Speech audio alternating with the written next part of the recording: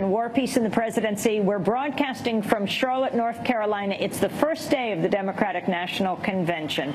I'm Amy Goodman. And I want to turn right now to Baldemar Velásquez. He is the founder and president of the Farm Labor Organizing Committee of the AFL-CIO. He's been working to organize migrant farm workers in North Carolina, more than 90% of whom are undocumented. Many of them harvest crops for the nation's largest tobacco companies like Reynolds American, which makes cigarette brands such as Camel, Palmel, American Spirit.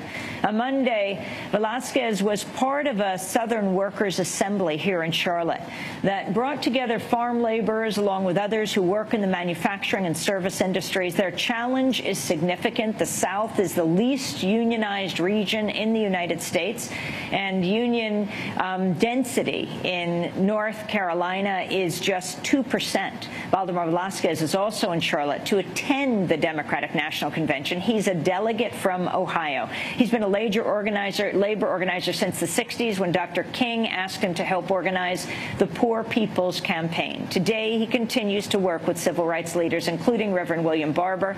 Baldemar Velásquez, welcome to Democracy Now! So you're a delegate on the inside from Ohio, but I saw you on Sunday speaking from the protesters' platform outside. Well, I've always been protesting on the outside. It just so happens that we've been able to get on the inside this time. So we'll see if we can get our voice heard inside as well. So let me start with the question of the Democrats' choice to have their Democratic convention here in Charlotte. Right-to-work state, no hotel in Charlotte is unionized. What are your thoughts about this? Were you opposed to this? Well, there's a lot of things that we consume that are non-union products every day.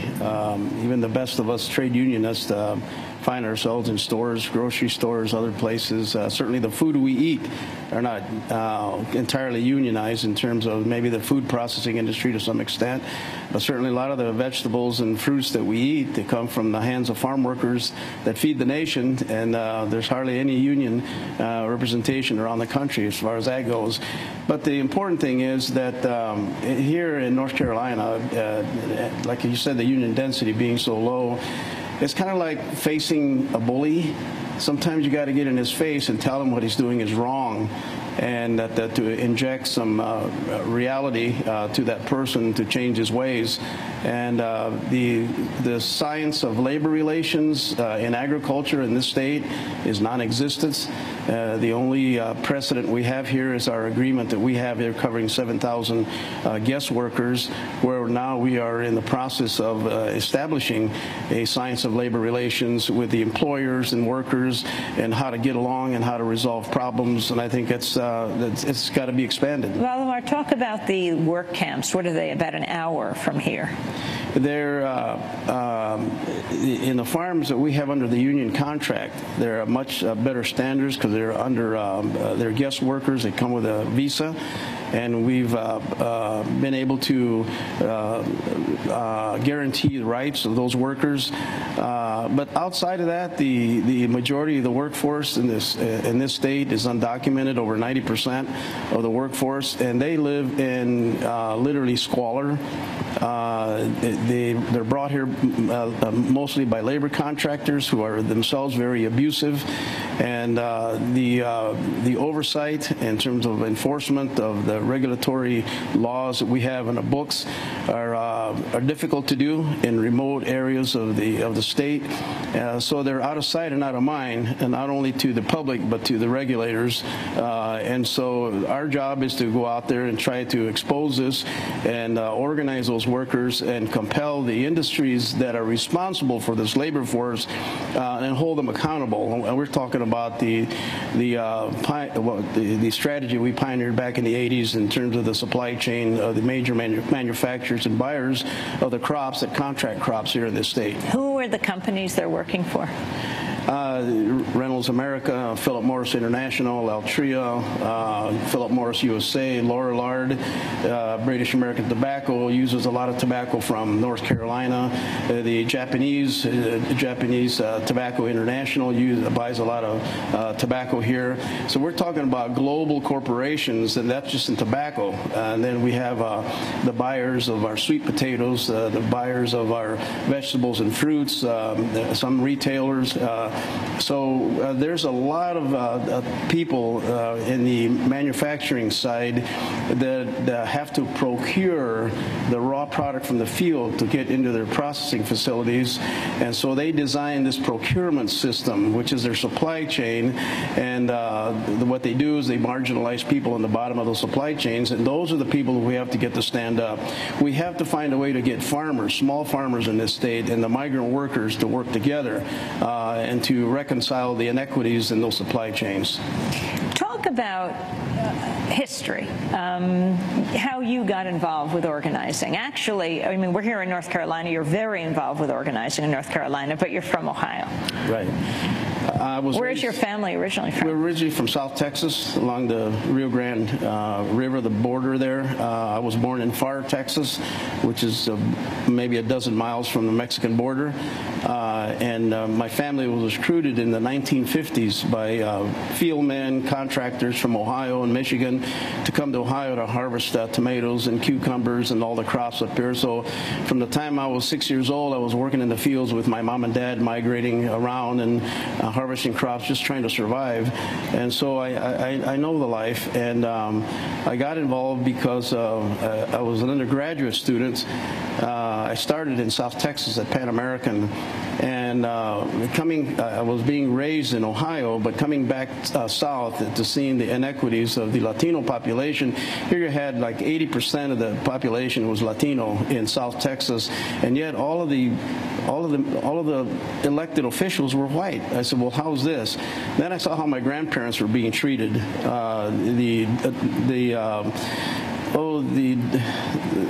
racism, which was more overt in South Texas than it was in Ohio, caused me to get concerned about that. So my attention turned to the social sciences, and I transferred to Ohio, to a college in Ohio, and I got involved in the student rights movement and the civil rights movement, volunteered time with the Congress of Racial Equality in Cleveland, lived in a tenement house with an African American, and I slept on his couch with the rats, in which he questioned me one morning. He said, you're the only volunteer that hasn't complained about the rats. How's that?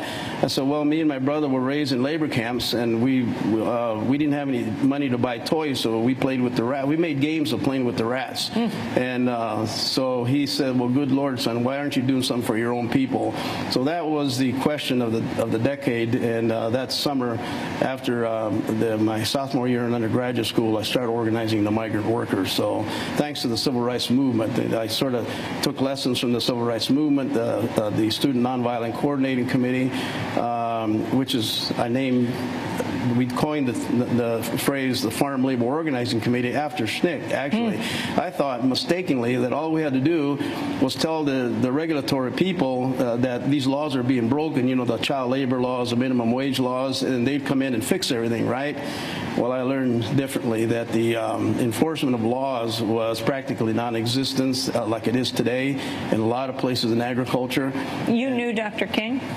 We met one time. It was when I was invited to come to Atlanta to help plan the Poor People's Campaign.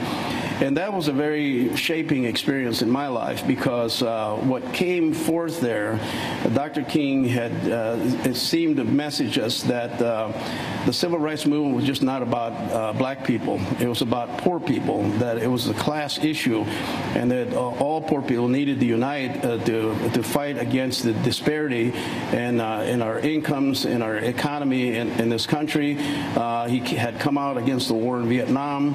I felt like here's an opportunity to coalesce with other people who are poor, who are exploited. As a matter of fact, that night in the evening, he coined a phrase that stuck with me forever. It might have passed other people, but not me.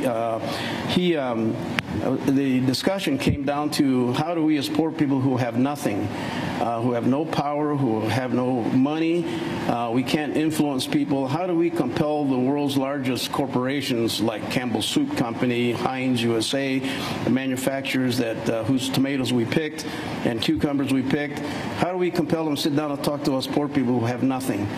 And the response was that when you impede the rich man's ability to make money, anything is negotiable.